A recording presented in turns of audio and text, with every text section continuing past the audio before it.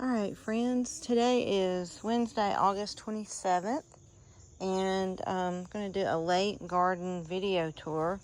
Our weather has thankfully turned cooler and less humid in the last 2 days. I don't know how long it will last, but it's very appreciated. So I thought I'd just take you, I'll try to make a quick garden update.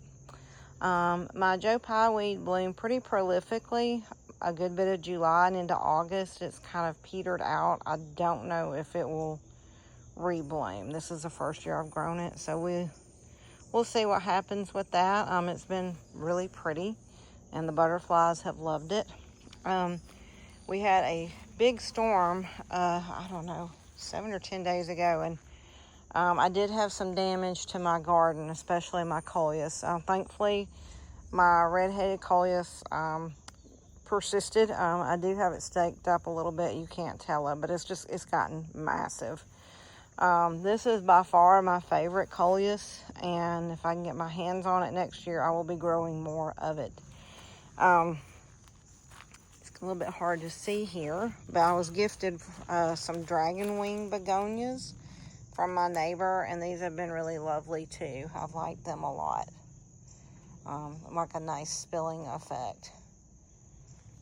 And they've been a good companion to this coleus. Alright, so let's continue. My conifers are doing well here. My Japanese maple, my shrubs, most of them. This is, I think, a Winecraft smoke bush. I don't think this gets enough sun here. So I'm either going to shovel prune it, move it, or maybe give it to someone if they would like it later this fall. But everything else has been pretty happy here. I think I had moved this the last time I made a video, but I have done some rearranging, as the summer has worn on, and they've all been changes for the good. It's definitely been an evolution of the garden this summer. Thankfully, my conifer that I moved over here is doing better. I'm still having some needle drop, but it's much happier over there. Supposedly full sun, but not here in Georgia. And it wasn't even getting a full day's sun. So again, pardon my mess here a little bit. Back here, this has gone wild. This really struggled the first part of the summer, and then it's just exploded in the last month. All of this came from Select Seeds.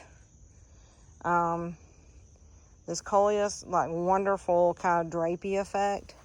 I'm not necessarily a fan of the color, but I do like the shape of it, so I think I might do this again next year. I think these are not zinnias. Gosh, it escapes my mind, but I have some perennials here, and they have not bloomed, but they look like maybe they're getting ready to bloom for fall. The Beelicious Agastache, there's a little bit of rebloom, but not much, but I don't mind because it was so beautiful when it bloomed for probably 6 weeks. I'm okay with it. Some Proven Winners coleus here. I love the color. I think this is called Velveteen. I can't remember. I love the color, but I will say I don't like the leggy nature of it. I think if you're wanting to do a thriller,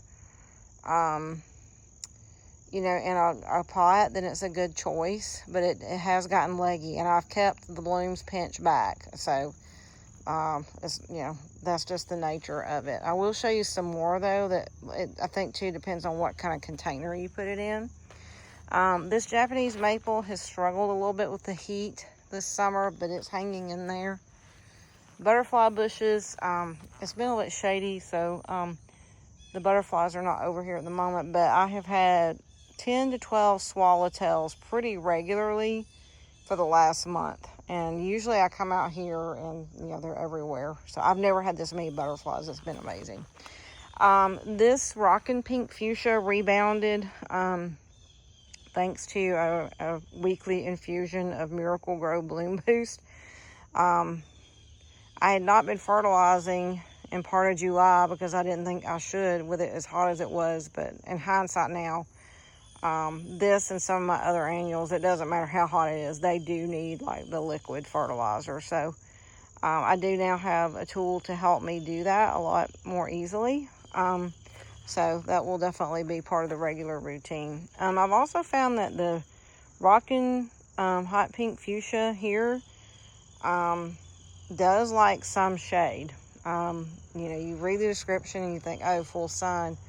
But this is my second year growing it, and it does like some partial shade. Obviously, you know, we're at the end of August, and I can definitely tell a difference in the angle of the sun and how much different parts of my garden get sun during the day. It shifts for me pretty dramatically from spring to fall. It's not constant at all here, at least with like the layout of my property and the trees and whatnot. But I will definitely do the Rockin' Pink in this planter again next year.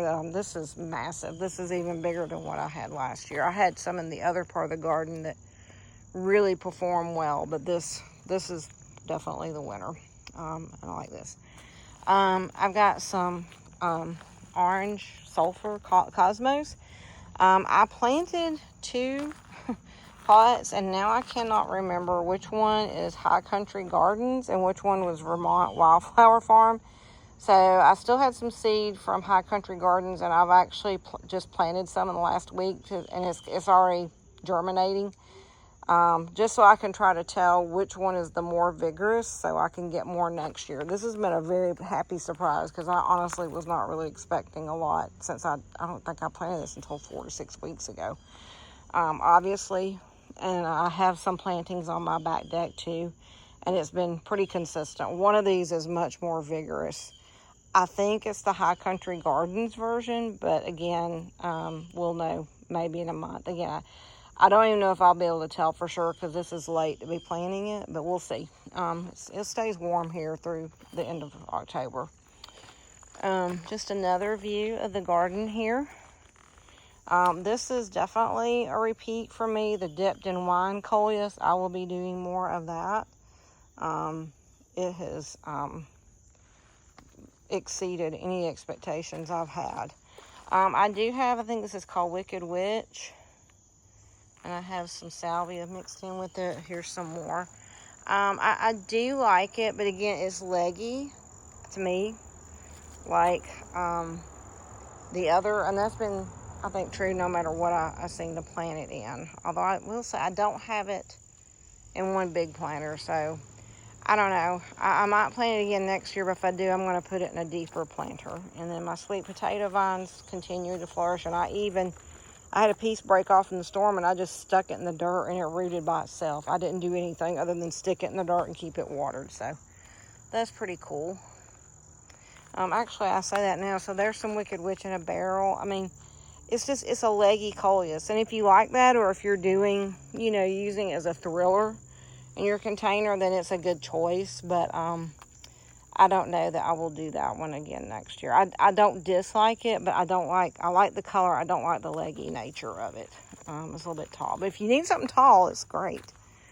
Otherwise, everything's pretty good over here. I'm starting to get more sun now in the afternoon in this. This is pretty shady most of the summer, but now we're getting more sun as we move into fall. Seems kind of ironic as we get later in the year. I did move this pot. It was in the middle garden near the fountain. Again, this is that same, you know, velveteen. It's gotten really leggy, and part of it I think is due to the nature of the planter, but it is a tall coleus no matter what you plant it in. So again, if you're looking for a thriller, then it's probably a good choice, but I like the ones that are bushier and kind of more rounded. I'm not in love with the tall nature. So again, the coloring's pretty, but I do not know if I will grow it again next year. This is Campfire Coleus. This was from Select Seeds. It was in a little pot. I should have planted it in something bigger, and I actually just had to slip the pot into something bigger so it wouldn't keep blowing over, because we have been a little bit breezy. But this thing is massive. This would be my second favorite coleus. I will definitely do this again next year if I can get it. This is, again, some more red-headed coleus.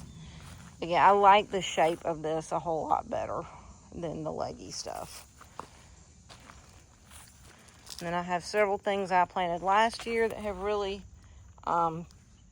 thrived this year, so that's good. This is in a tiny planter. I probably should have never planted this in it, but it is thrived. And I do have to really keep all of my coleus watered, even when they're in a deep planter. Obviously, in the more shallow ones, it's more problematic in the heat. And next year, I will make sure I plant them in bigger, deeper planters, because this was the first year I'd grown them, and I was clueless. This one is still looking pretty good, even though it is for sure outgrown the container. I don't know how it will look in a month, because again, it still looks good, but again, the coleus, this variety, just keeps, again, it's very pretty, the coloring. I don't like the leggy nature. I wish it was shaped a little bit more, like these two. And then Primetime Lime, these are all proven winners. It has exploded because now I'm getting more afternoon sun, and it's starting to fill in on the back side of that. So we'll see how long I can keep it going. My Mexican sage is finally coming on. Hopefully it'll be blooming. I ended up shovel pruning my Saturn Suncredibles.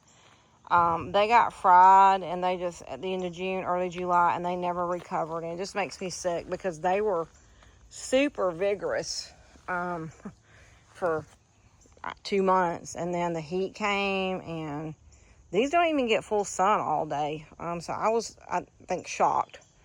And I tried to baby them back, and it just, finally a couple weeks ago, we took them out because they looked so bad. The Rockin' Blue Salvia is thriving. The big mistake I made, though, was planting it near the edge, because originally the Suncredibles were in the back, so it's barely hanging on. I've got it staked with multiple stakes, and I hope we don't get another bad storm, because if we do, it'll probably take it out. I sheared back my Blue Fortune several weeks ago. I'd have to go back and look at my videos to see when I did it, but the rebloom has been nice. The rebloom is never like the first flush, but this is definitely more vigorous than what I've had in the past. So I think, the trick is knowing when to do it and getting the timing right. I did end up, again, I ripped out, I'd gotten some of the mini coleus from Proven Winners, and it got leggy too, so I will not get the minis next year. And this poor little cordyline plant, I got it too early, and it's just kind of, hanging in there, but it's pretty raggedy, so I will definitely plant something else here next year. I'm thinking maybe an oak leaf hydrangea like Gatsby Glow Ball or Gatsby Pink. Something, a little bit different. But Blue Fortune, of course, is always a keeper. I've had Blue Fortune in 3 pots here for some time. It's pretty massive. And you can never go wrong. Blue Fortune is always a winner for me. And you can see the butterflies love it too. This is the first year I really feel like I've seen the swallowtails on the Blue Fortune to this extent. But they love it. And again, you can see the back side of that big planter, the coleus filling in, and the Belicious pink. So, I think considering we had a very hot and a very humid summer, I think the garden looks good, all things considered, plus a couple of storms. So anyway, all right, well, let's head down here. There's another swallowtail flying off in the distance. Oh, here she comes, or he. I'm not sure which one. So this little purple flower, I don't remember what it's called. I got it at Home Depot in the spring, pretty early, and it bloomed, and then, didn't do anything. But when I started feeding everything, the Miracle Grow Bloom Booster, it came back. So if I grow this again next year, and I would like to, this is the 3rd year I've grown this at some point in the year, fall and or spring. I will know to make sure to give it Miracle Grow. I do have saw a new bloom on my Bobo hydrangea. I think I pruned these too late in the spring, so I will try to make sure not to repeat that mistake. Again, we've done a lot of rearranging over here, even since the last video. But again, whatever this purple stuff is very happy. I still have a little bloom on the red petunias. All my other petunias are pretty much done. And then this sweet potato vine, I will definitely grow more of this next year. It is phenomenal. I think it's autumn. I don't know. I got it from Garden Crossings. These butterfly bushes had really struggled, and I know they say, oh, you don't need to feed them, or they don't need a lot of water. Well, here in the Georgia sun, yes, they do, especially in a container. So again, Miracle-Gro Bloom Booster has definitely gotten some of these going. I think one's a Miss Molly and one's a Cranberry Raz. And then this pot originally was over there. Again, we've done a lot of moving. A hand truck is helpful to do that. And it's been kind of mixed. The petunia, the little super vinias or whatever they are, they're doing okay here. The coleus doesn't seem quite as happy over here because it was getting really vigorous, and now it's kind of, I don't know. I don't think it likes the afternoon sun that this gets. Even though this seems shaded, in about another hour or two, this will be pretty sunny for a little while.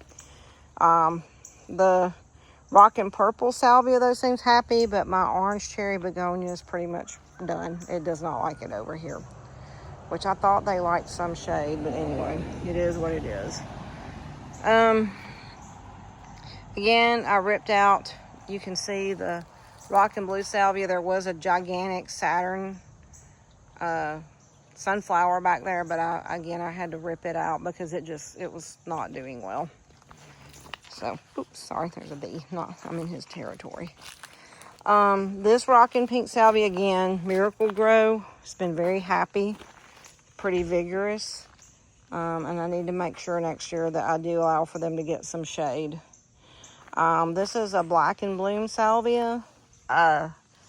It has kind of loaded down. I should have staked it up. I'm going to try and do that in the next couple of days before another storm comes, because another storm will definitely take it out. But it just finished having a really pretty bloom cycle. Move this little pot here. I forget what this is. This is something new. And then some Blue Fortune. And then in this bed, all of these salvias, these are different varieties that I've been trying this year. They have overtaken this bed. The double play has really been kind of disappointing. And I don't think even without the salvia, I don't know if I just didn't get good plants or what, but these two here, they're going to get moved to their own planter and out of this bed next year. Because it's got plenty of sun, so that was not the issue before the salvia went nuts. The salvia, these really struggled the first half of the summer, and then once I started Miracle-Gro, they exploded along with the Dark Night butterfly bush, which you can't really see right now. I just deadheaded it, so it's getting ready to rebloom, but it's been pretty vigorous. Another Black and Bloom salvia. It was over on this garden behind me, but I've moved it over here. And it's fine. My vanilla strawberry hydrangea was super vigorous the first 6 weeks I had it, and it's not like dying or anything, but I don't know. The heat fried it pretty badly. I don't know if I'll keep it here or not. I'm going to probably give it another year here, and then if not, I may move it. All right, well, I've already seen I'm on 20 minutes, so we'll just call this part 1. And hopefully you can hear me over the obnoxious neighbors four-wheeling. And we'll do a second part of the tour in just a moment. Stay with me. Thank you.